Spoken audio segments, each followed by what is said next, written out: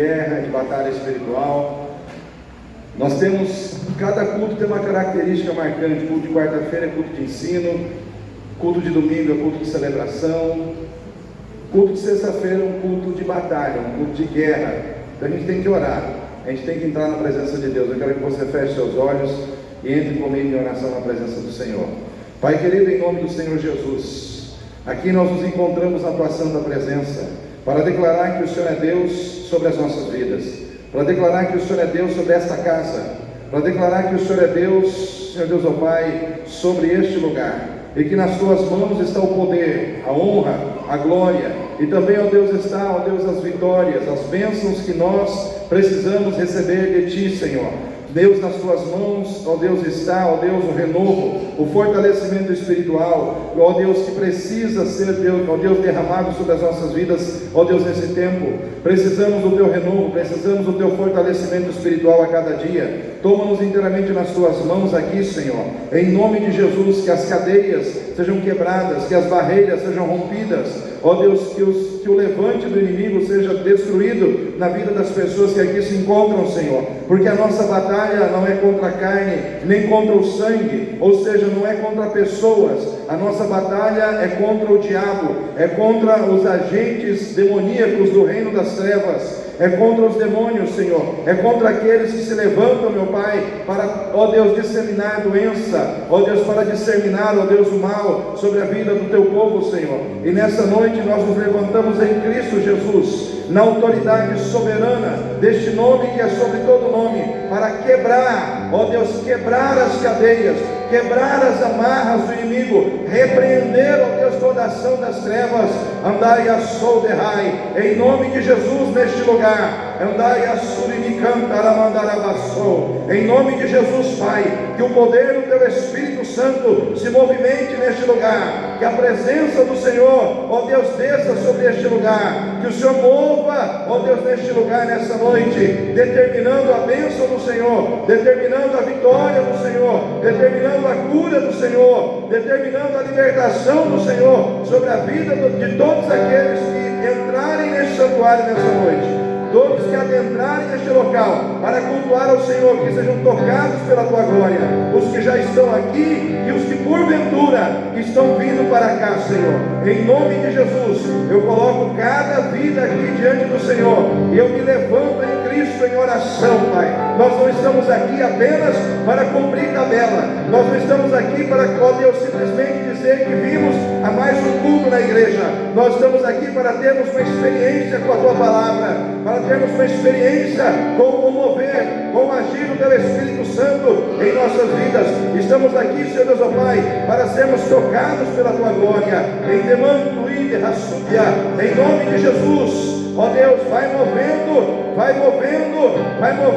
Senhor, no reino espiritual, vai movendo agora, Senhor, devolva, sube, andai neste lugar, vai determinando, Senhor Deus, ó Pai, os teus propósitos em cada vida, em nome do Senhor Jesus.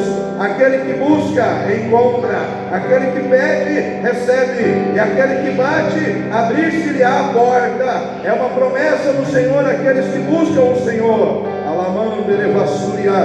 Em nome de Jesus Cristo, Pai, nós estamos aqui, ó Deus, para buscarmos a face do Senhor, ó Deus, para estarmos em intimidade contigo, para entregarmos a Ti o nosso culto, a nossa adoração nessa noite. Ó Deus, vai movendo agora com Teu poder, com a Tua graça em nosso meio, enche este lugar de glória. Ó Deus, envia anjos aqui, Senhor, para estarem pelejando no reino espiritual a batalha dos Teus servos, em nome do Senhor Jesus. Vai destruindo toda oposição, seja ela espiritual ou humana, toda oposição contrária à tua vontade neste lugar, caia por terra agora, seja destruída agora, seja anulada agora, em nome do Senhor Jesus, em nome do Senhor Jesus. Aleluia.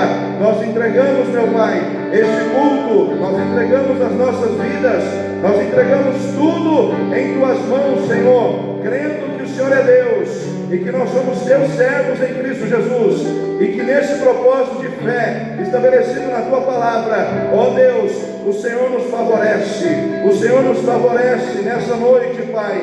Ó Deus, existe um favorecimento do Senhor para as nossas vidas neste lugar, em Cristo Jesus. Pai, eu oro neste momento, colocando este culto em tuas mãos. Eu oro agora, Pai, em nome do Senhor Jesus. Amém. Aleluia. Nesse momento, peço que você se assente. Lá em Gênesis capítulo 22, nós temos um texto muito interessante da palavra de Deus, que fala também de um personagem muito marcante na Bíblia, que é Abraão, o pai da fé. Então Abraão, ele tem um propósito muito especial dentro do projeto, do plano de Deus em relação às bênçãos que Deus queria derramar sobre toda a humanidade. E aqui nós vemos em Gênesis capítulo 22, versículo 1 em diante, que diz o seguinte: e aconteceu depois dessas coisas que provou Deus a Abraão e disse-lhe: Abraão, e ele disse: eis-me aqui. E disse: toma agora o teu filho, o teu único filho Isaque, a quem amas, e vai à terra de Moriá, e oferece-o ali em holocausto sobre uma das montanhas que eu te direi. Então se levantou Abraão pela manhã de madrugada, e albardou o seu jumento, tomou consigo 2 de seus moços, Isaque seu filho, e cortou a lenha para o holocausto, e levantou-se e foi ao lugar que Deus lhe dissera. Ao terceiro dia levantou Abraão os seus olhos e viu o lugar de longe, e disse Abraão aos seus moços: ficai-vos aqui com o jumento, e eu e o moço iremos até ali, e havendo adorado tornaremos a vós. E tomou Abraão a lenha do holocausto e pô-la sobre Isaque seu filho, e ele tomou fogo, o cutelo na sua mão, e foram ambos juntos. Então falou Isaque a Abraão seu pai, e disse: meu pai. E ele disse: eis-me aqui, meu filho. E ele disse: eis aqui o fogo, a lenha, mas onde está o cordeiro para o holocausto? E disse a Abraão: Deus proverá para si o cordeiro para o holocausto, meu filho. Assim caminharam ambos juntos, e chegaram ao lugar que Deus lhe dissera, e edificou Abraão ali um altar, e pôs em ordem a lenha, e amarrou Isaque seu filho, e deitou sobre o altar em cima da lenha, e estendeu Abraão a sua mão, e tomou o cutelo para imolar o seu filho. Mas o anjo do Senhor lhe bradou desde os céus, e disse: Abraão, Abraão. E ele disse: eis-me aqui. Então disse: não estendas a tua mão sobre o moço, e não lhe faças nada, porquanto agora sei que temes a Deus, e que não negaste o teu filho, o teu único filho. Então levantou Abraão os seus olhos e olhou, e eis que um carneiro estava detrás dele, travado pelos seus chifres no mato. E foi Abraão e tomou o carneiro e ofereceu em holocausto em lugar do seu filho. E chamou Abraão o nome daquele lugar: o Senhor proverá.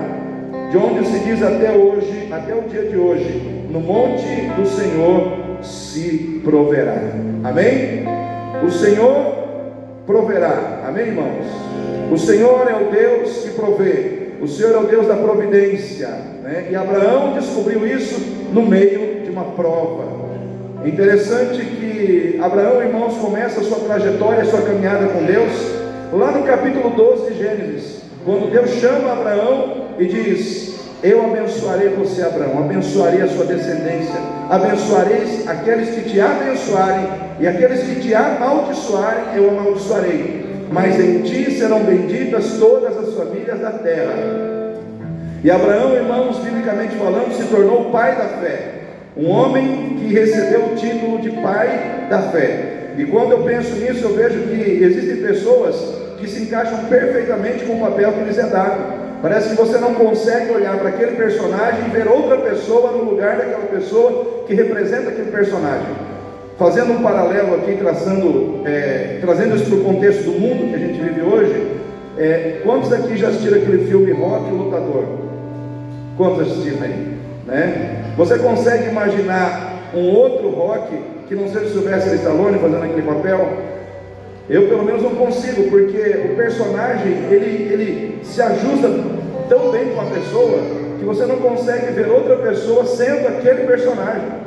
Assim também como o pessoal que assiste os filmes da Marvel aí, do Homem de Ferro, parece que não tem outro Homem de Ferro que não seja aquele, né? Tem que ter o cavanhaque, tem que ser aquele ator, porque senão não é o Homem de Ferro. E, irmãos, trazendo isso para o contexto da fé, não dá para imaginar o pai da fé que não seja Abraão. Abraão é uma pessoa que se encaixa perfeitamente com esse título, porque imagina alguém que larga tantas coisas para trás, situações palpáveis, situações concretas, e ele deixa tudo isso para trás, ouvindo uma voz, dizendo para ele: sai da tua parentela, sai da tua casa, deixa tudo para trás e vai para um lugar que eu te mostrarei. Sabe, você tem tantas coisas construídas já, você já tem um mundo concreto em torno de você, onde você se apoia, e aí você ouve uma voz que conversa com você, porque naquela época não tinha Bíblia. Deus simplesmente chegou para ele e falou com ele. Ele ouviu uma voz, e aquela voz disse para ele: deixa tudo para trás, vai nessa direção, pega tudo, sua família, e vai para uma terra que eu te mostrarei ainda, né? Você vai descobrir essa terra lá na frente. Ele só tinha o que? Promessas. Ele estava caminhando em direção às promessas. Ele cria que aquela voz era de um Deus que fazia promessas e cumpria as promessas que fazia, mas ele só via as promessas. E ele começou a caminhar em direção a essas promessas pela fé, acreditando que aquelas promessas que ele recebeu através da voz daquele Deus, um dia se tornariam realidades na sua vida. Um dia ele veria materializado diante dele o cumprimento daquelas promessas, mas ele estava caminhando pela fé, apenas crendo na promessa, caminhando em direção às promessas. E aí quando você chega no capítulo 15, Abraão está na tenda, e o Senhor chama Abraão para fora da tenda e diz: Abraão, olhe para a areia do mar, e olhe para as estrelas do céu, será que pode contá-las? Ele diz: eis que a sua descendência será como as estrelas do céu. Ou seja, você será pai de multidões e multidões de pessoas. Aí você se coloca no lugar de Abraão, um senhor já de idade. Ele recebe essa palavra, ele tinha mais ou menos 75 anos, 75 a 80 anos. A mulher dele era estéril. Aí chega aquela voz e diz para ele: você será pai de milhões de pessoas. Aí ele olha para ele, idoso, ele olha para sua mulher, estéril, mas ele continua crendo contra as circunstâncias negativas que estavam presentes na sua vida. Isso é fé, irmãos. Fé é muitas vezes você olhar para tudo que te cerca, e tudo que te cerca diz para você: não tem como. Aí você acredita que em Deus, apesar das situações negativas, as coisas vão acontecer, porque Deus é poderoso para fazer as coisas acontecerem, quando tudo diz para você que não vai acontecer. Então eu quero dizer para você, querido, não importa o que o mundo te diga, o que as circunstâncias te dizem, a palavra final é a de Deus. Amém? A palavra final é a do Senhor. A palavra que prevalece no final de tudo é aquela que vem de Deus. Então Abraão, ele tinha isso no seu coração: entre o que as circunstâncias dizem para mim, entre o que os problemas dizem para mim, eu fico com o que Deus diz. Então vai acontecer. E ele estava caminhando na fé, em direção a um propósito de bênção. Aí chega aqui, irmãos, nesse versículo, nesse capítulo 22. Quando chega aqui, irmãos, muito do que Deus havia prometido para ele já tinha se cumprido. Ele tinha chegado num lugar abençoado. O filho que Deus havia prometido para ele, que ele teria na sua velhice, ele já tinha recebido essa bênção também. Então quando chega aqui, muito do que Deus havia prometido já havia se cumprido. Isaac, o filho da promessa, veio para Abraão com a idade de 100 anos. Abraão estava com 100 anos de idade, e a sua esposa com 75. Com 75 anos de idade, Sara ficou grávida e deu à luz a Isaac. E a promessa de Deus é que através da sua descendência, todas as famílias da terra seriam abençoadas. Todas as famílias da terra seriam abençoadas. E quando você pensa no descendente de Abraão, você não pode se limitar apenas a Isaac. Porque quando você vai lá para o Novo Testamento, no Evangelho de Mateus, por exemplo, Você pega o Evangelho de Mateus, capítulo 1 do Evangelho de Mateus, ali fala da genealogia de Jesus. E a genealogia de Jesus começa onde? E era Abraão, começa com Abraão, e Abraão gerou a Isaac, Isaac gerou a Jacó, e assim vai, irmãos, e vai gerando gente, até chegar aonde? Até chegar em José, e gerou José, que foi o marido de Maria. Olha só como é que Deus é tremendo. Deus deu a honra a Maria de ser a mulher que traria ao mundo o seu filho. Jesus veio ao mundo, herdou a humanidade, herdou a natureza humana através de Maria, mas foi em José que ele se tornou o herdeiro da promessa. Em outras palavras, o Senhor honrou Maria com a situação dela ser a mãe do Salvador, mas Deus honrou a José por ser aquele que traria sobre Jesus o cumprimento da aliança feita a Abraão. Ou seja, Jesus se torna o descendente de Abraão em José, e através de Jesus todas as famílias da terra se tornam abençoadas. Então, quando a gente vai lá para Gênesis 15, quando o Senhor mostra para Abraão aquelas estrelinhas do céu, que seriam as famílias ou as pessoas que descenderiam de Abraão, uma daquelas estrelas é você. Uma daquelas estrelas é você, sou eu. Somos descendentes de Abraão por Jesus Cristo. Amém, igreja? Amém, igreja? Quando Jesus veio do céu, Ele não veio somente cumprir um plano de salvação que estava no coração de Deus, para tirar e salvar o ser humano do pecado. Se Jesus não viesse, nós estaríamos todos condenados debaixo do pecado. Todos nós estaríamos debaixo de uma condenação ao inferno por causa do pecado. Mas Jesus veio e nos libertou dessa condenação.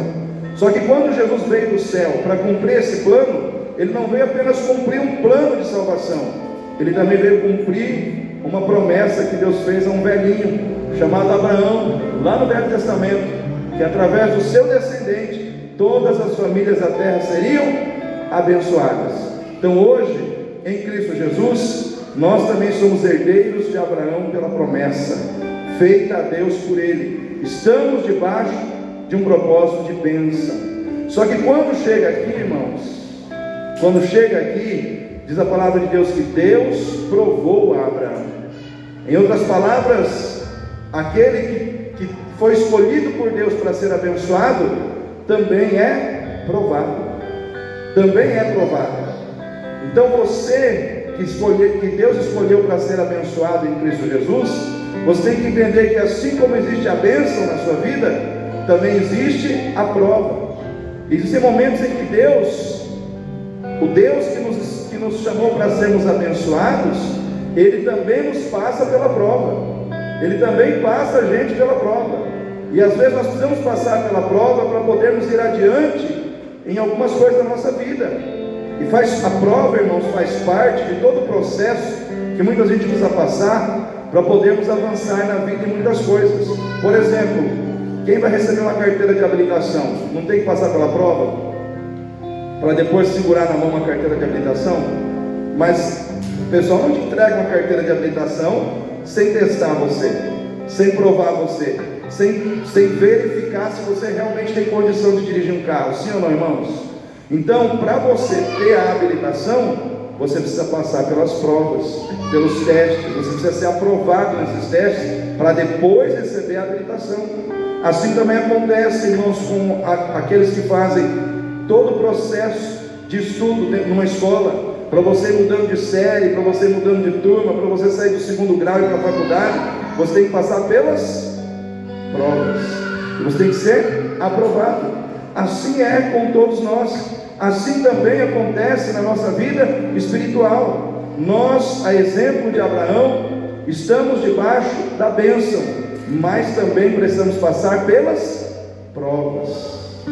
Então você que está aqui, entenda, assim como tem bênção na tua vida, também tem prova. Assim como tem propósito de bênção na tua vida, também existe a prova como um processo autenticador que vai te promovendo e te dando a condição de avançar no plano da bênção. Abraão estava caminhando no plano da bênção, mas ele precisava passar pelas provas que estavam no caminho. E talvez hoje, tem muita gente aqui que está caminhando em direção à bênção, mas está passando pelas provas. E é nesse aspecto que eu quero conversar com você hoje. Porque às vezes no meio da prova, a gente é tentado a desanimar. Às vezes no meio da prova, a gente é tentado a desistir. Às vezes no meio da prova, a gente é tentado a questionar. Por quê? Porque estamos passando pela prova. E eu quero dizer para você uma coisa, e guarde isso no teu coração, algo assim que vai trazer muita paz no seu coração. Queridos, a prova na vida do crente, ela é um momento, amém? Ela é um momento, ela é uma circunstância, mas a bênção, ela é permanente, amém? A prova é um momento, mas a bênção, ela é permanente na sua vida. O que marcou a vida de Abraão não foi a prova, foi a bênção. Abraão é conhecido como aquele que portava a bênção.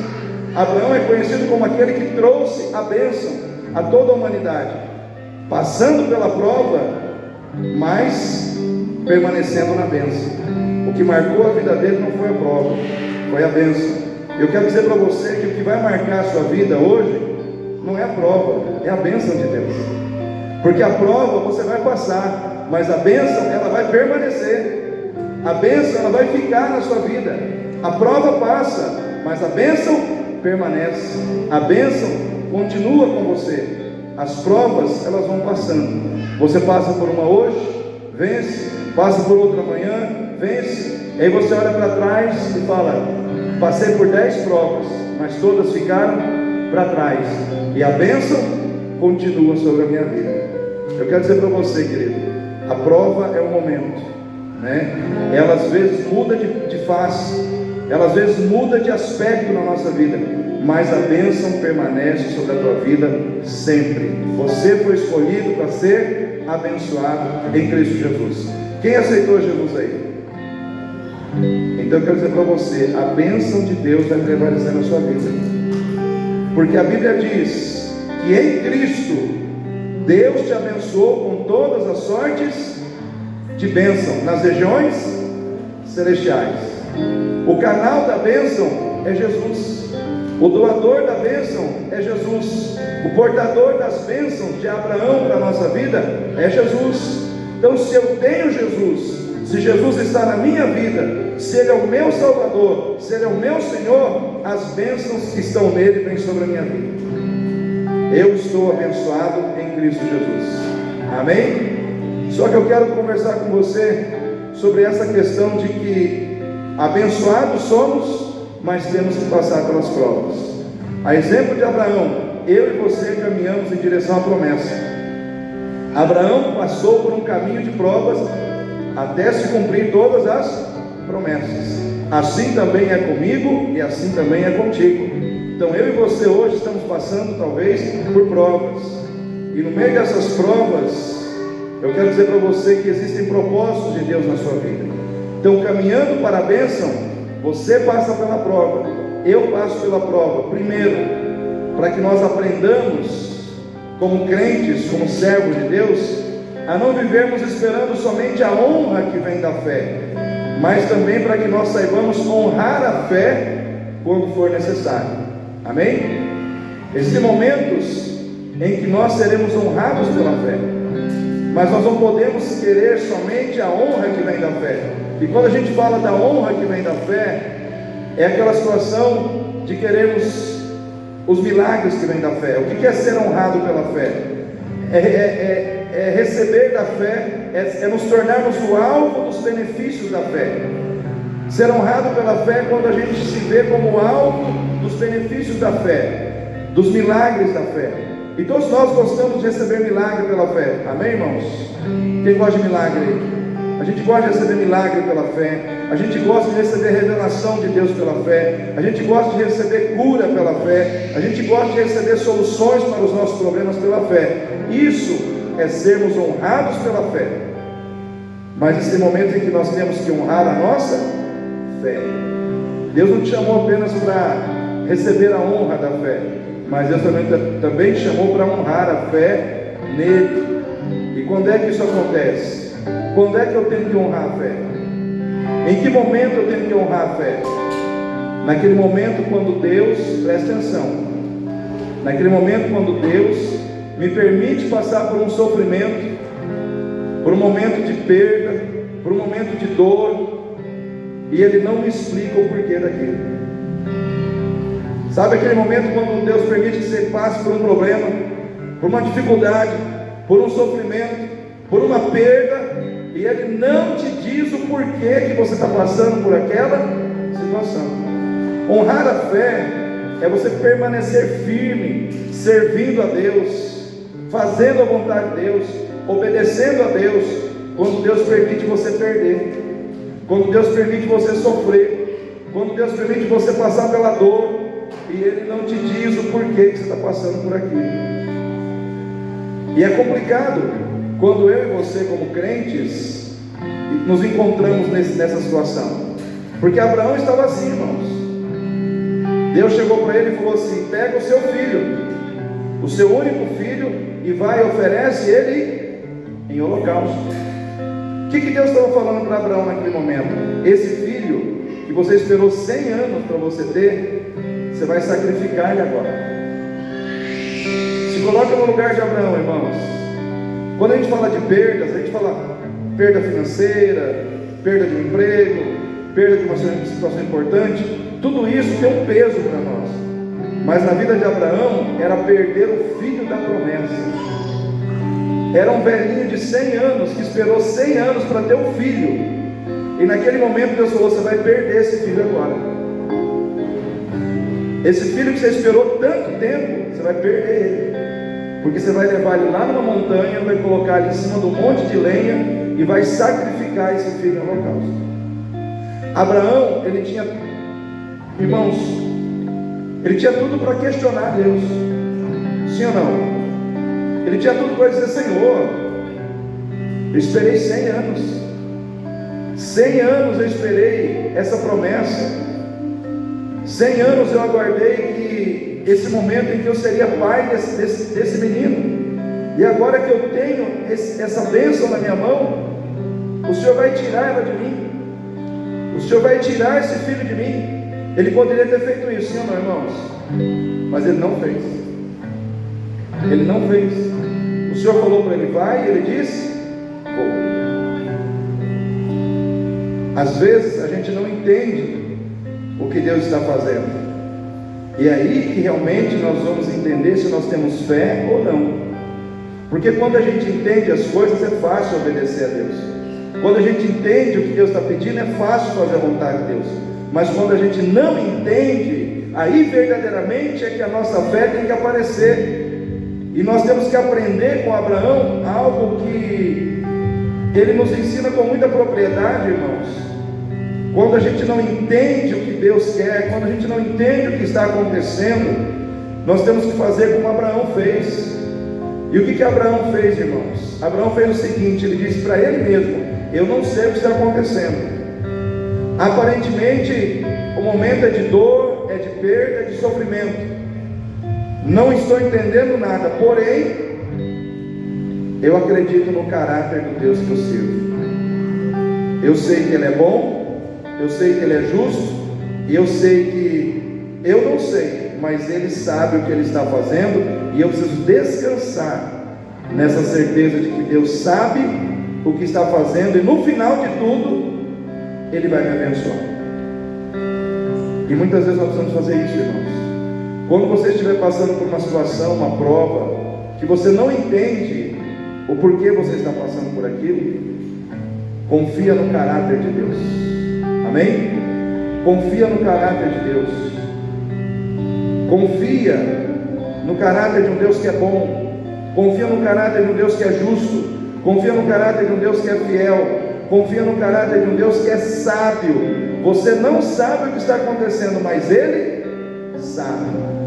E se você confiar nele, lá na frente você vai ver que Ele preparou algo bom através de um momento aparentemente ruim. O momento parecia ser ruim, mas Deus estava preparando algo bom. Amém, igreja? Vou repetir: o momento parecia ser ruim, mas por trás daquele momento que aparentemente era ruim, Deus estava preparando algo bom. Deus estava preparando algo bom. E é isso que nós temos que trazer para dentro de nós. Porque muitas vezes, quando nós nos encontramos passando por uma prova, por uma situação de perda, ou de sofrimento, ou um momento desagradável da nossa vida, que dá a impressão que nós não estamos sendo abençoados por Deus ali, a impressão que dá é que a gente começa a julgar. Senhor, a gente começa a usar uma frase que muitos crentes usam: Senhor, isso não é justo. Isso não é justo. Quantos muitas vezes já julgaram o seu momento de vida ou a sua situação assim, quando estavam passando por uma prova? Quem já fez isso? Todos nós, irmãos. Muitas vezes a gente passa por algum tipo de situação que a gente está sofrendo ali, e aí você até aponta assim, fala: mas Senhor, o fulano lá não está te servindo como eu, não está sendo tão fiel quanto eu, não está se entregando quanto eu. E a gente começa até a querer comparar a nossa vida com a vida dos outros, querendo muitas vezes nos colocar numa posição de sermos mais fiéis, de sermos mais crentes, de sermos mais dedicados a Deus. E aí, o momento que a gente está passando não tem nada a ver com isso. Deus fala assim: meu filho, não tem nada a ver com isso. Você não está passando por isso porque é castigo. Eu não estou te castigando, eu estou te preparando para uma bênção que eu vou te entregar. Essa prova não é castigo, é preparação. Essa prova não é castigo, é uma preparação para que você possa ser abençoado lá na frente. Mas você precisa passar. Deus não estava passando Abraão pela prova para castigar Abraão, mas para preparar Abraão. Amém, irmãos? Deus tinha algo grande para fazer através da vida dele. Então Deus estava provando ele para prepará-lo. Era uma preparação. Eu quero dizer para você nessa noite: o seu sofrimento, as suas lutas, não é castigo, é preparação para algo grande que Deus quer te entregar. Amém? É preparação para algo maravilhoso que Deus quer estabelecer sobre a sua vida. É um projeto de bênção que Deus quer estabelecer sobre você. Mas para isso você tem que passar pela prova hoje.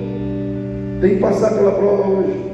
Às vezes, irmãos, Deus, Ele permite que a gente se frustre em relação às coisas que nós queremos. Às vezes Deus permite que a gente chore, que a gente sofra em ver algumas situações que nós gostaríamos que acontecessem e não acontecendo. Por quê? Porque Ele quer nos dar algo maior e melhor do que aquilo que nós estamos imaginando receber. Amém?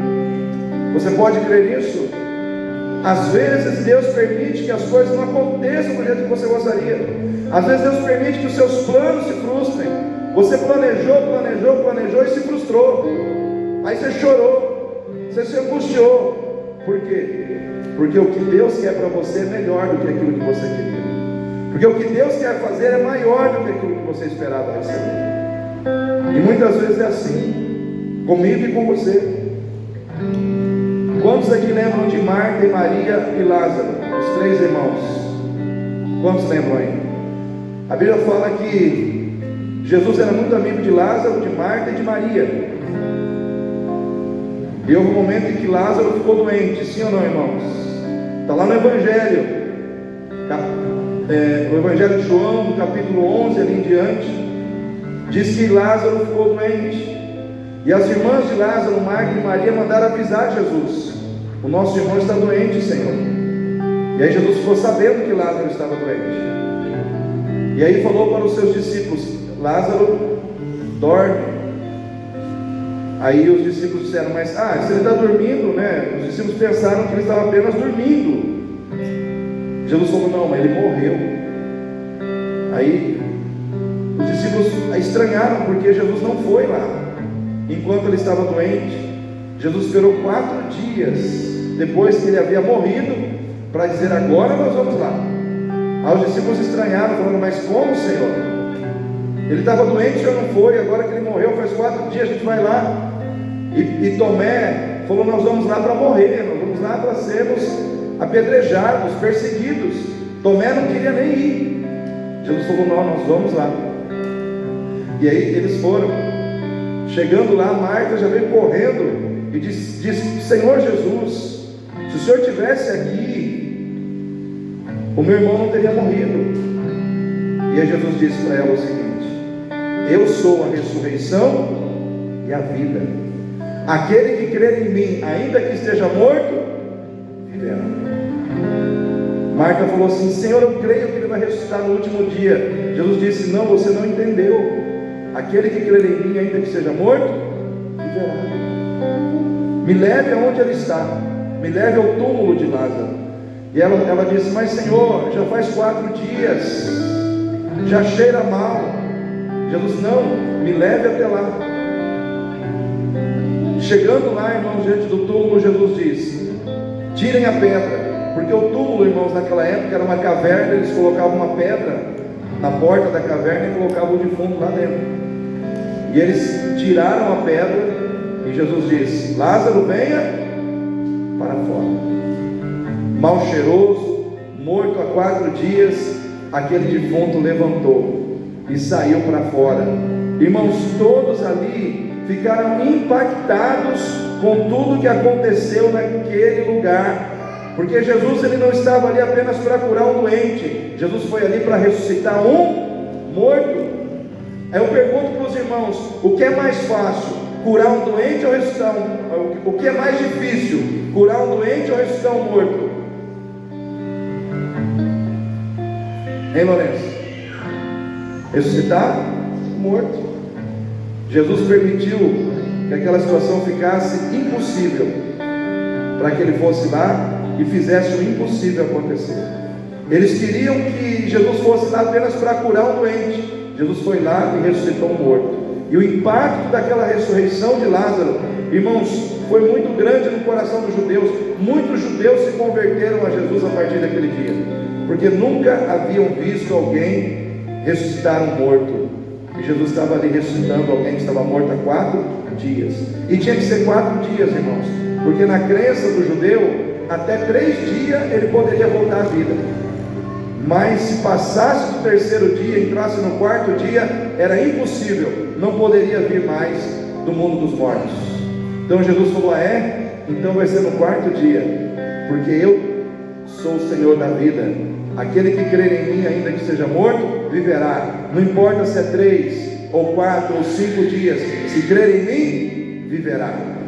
Então Jesus foi e fez algo muito maior do que elas esperavam. Elas não entenderam nada do porquê Jesus não foi. Elas não entenderam nada, mas Jesus entendia o que estava acontecendo. E eu quero dizer para você, querido, talvez você não esteja entendendo muita coisa na sua vida, mas Jesus entende a sua vida e está trabalhando para fazer o melhor em favor da sua vida. Então nessa noite, passe pela prova, mas confiando naquele que conduz você com sabedoria na sua prova, que conhece a sua prova e que sabe perfeitamente como dar o desfecho abençoador na sua prova, que é o Senhor. Amém?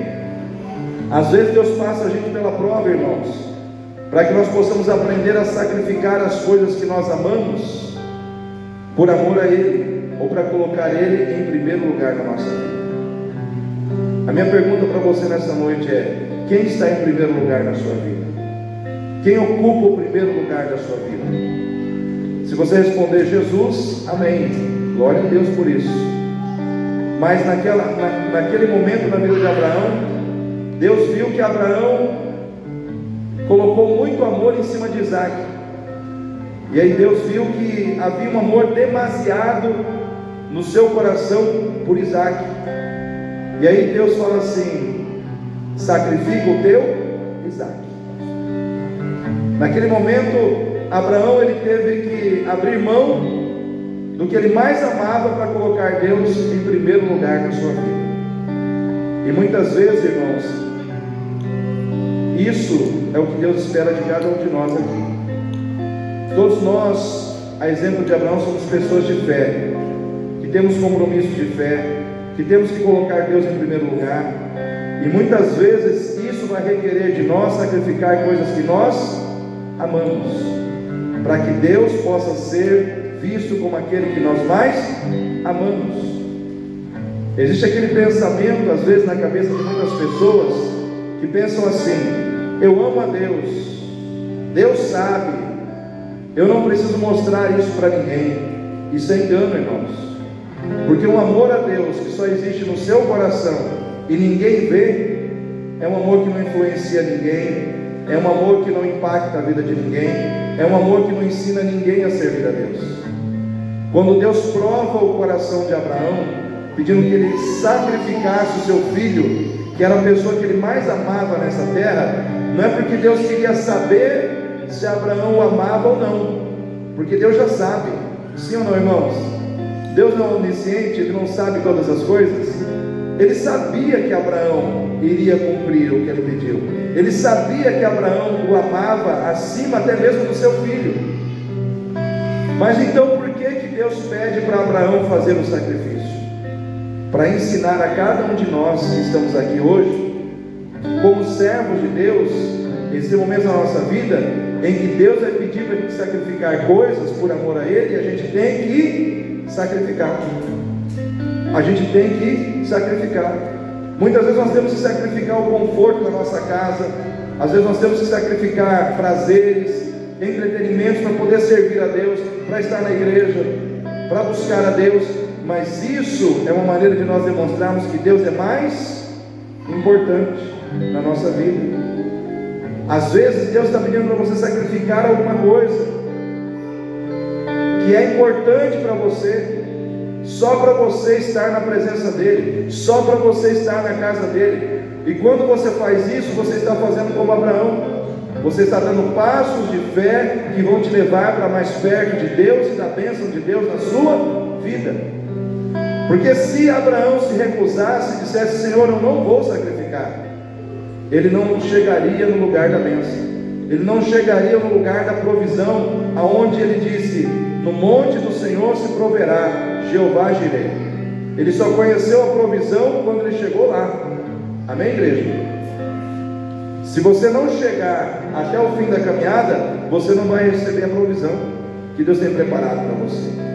Então, para você chegar, você tem que sacrificar, você tem que abrir mão de coisas que são importantes na sua vida, para mostrar para Deus que Ele é mais importante. Quem ama a Deus não impõe condições para Deus, aceita as condições que Deus impõe. Quem ama a Deus, irmãos, não fica negociando com Deus, simplesmente aceita o que Deus determina e cumpre. Então nessa noite, coloque o seu coração na presença de Deus. Se Deus pedir algo para você, faça. Aquilo que Deus pedir para você fazer, faça. Se existe uma situação que é difícil de ser feita, mas é para agradar a Deus, faça, porque Deus vai te abençoar em nome de Jesus.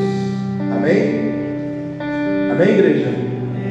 Deus nos prova, irmãos, também para nos ensinar que a provisão só vem para quem sabe passar pela provação. A provisão, ela vem depois da provação. Abraão só chegou na provisão depois de passar pela provação. Ele não recebeu a provisão no meio do caminho, ele não recebeu a provisão no início do caminho, ele recebeu a provisão no final do caminho. É interessante que quando ele chega lá no monte e ele prepara o seu filho para sacrificar, o anjo do Senhor vem e brada e diz: não faça isso, porque agora o Senhor sabe que você teme o seu nome. Então agora não faça, volte com o seu filho para casa. Mas havia, o que estava preparado ali, irmãos? O que o Senhor deixou preparado ali? Um cordeiro, um carneiro. Tinha um carneiro lá, preparado por Deus, embaraçado com os chifres lá, que Abraão pegou o carneiro e sacrificou. A provisão, a bênção, a vitória estava no carneiro, no cordeiro.